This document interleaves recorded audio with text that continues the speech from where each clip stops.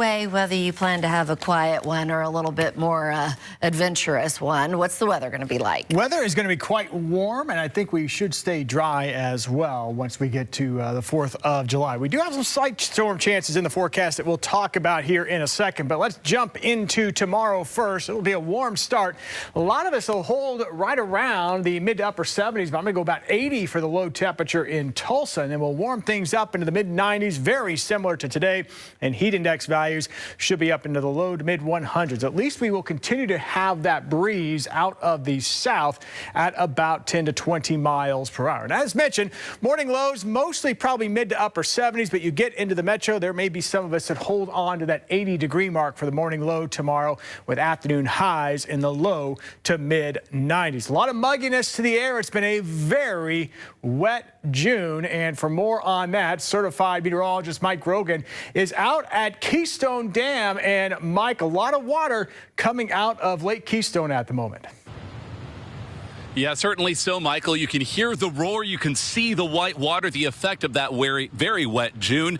The amount of water coming out of Lake Keystone right now is enough to fill 30 Olympic-sized swimming pools in a single minute. And that's, of course, filling up the Arkansas River. You've probably seen it swollen from bank to bank if you've wandered down there over the past few days. Well, how does this compare to other big water releases? Well, last June, we also had a lot of rainfall, but we have topped out that water release by a decent margin. That last year was topping out around 55,000 cubic feet per second.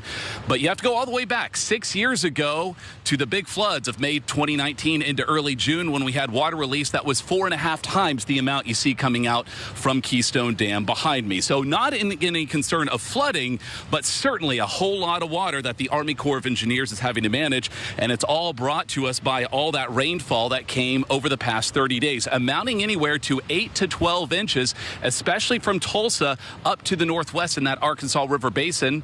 That water flows into Lake Keystone, resulting in very high lake levels, not only there, but all throughout Green Country. Those lake levels are swollen to the point where we're having to be concerned about some recreation. Keystone Lake in the past month has risen nearly 15 feet, as what you can see right there. Even Skytook rising up to 5 feet compared to where it was back at the start of June. Fort Gibson going up over 15 feet with the effects of all the rain that has come down.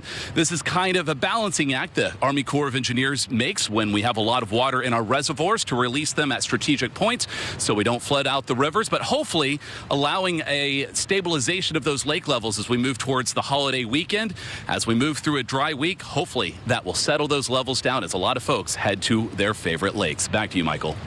I appreciate that, Mike. And yeah, keeping an eye on those lake levels. Some of those levels are very high, and if you are out on the lakes, just be extra cautious, especially around the shoreline. Lots of things could be underneath that water, so be very careful with that. Here's what it looks like right now from South Tulsa on the Bob Hurley RV weather camera network. Kind of a hazy sky here with a blue sky overhead and a few high-level clouds. 93 is our current temperature. That has been the high temperature for today. South wind right now at 24 miles per hour.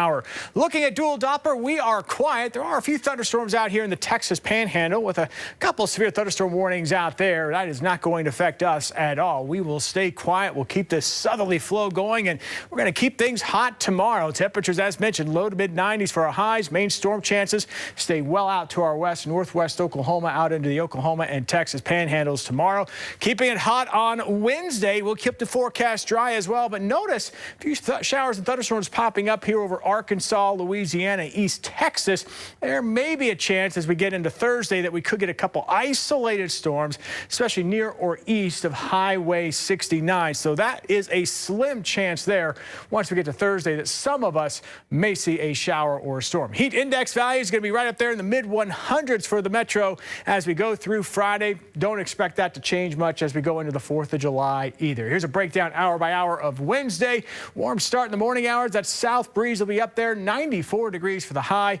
Heat index about 104. We do have that slight chance of a shower storm on Thursday. Believe it or not, hottest day in our 7-day forecast, 4th of July. High temperature in the mid to upper 90s, and we'll keep those 90s around for Sunday and as we go into Monday. Maybe a slight chance of a shower storm as we wrap up the weekend on Sunday, and we'll take a look at that 10-day forecast coming up at 6 o'clock.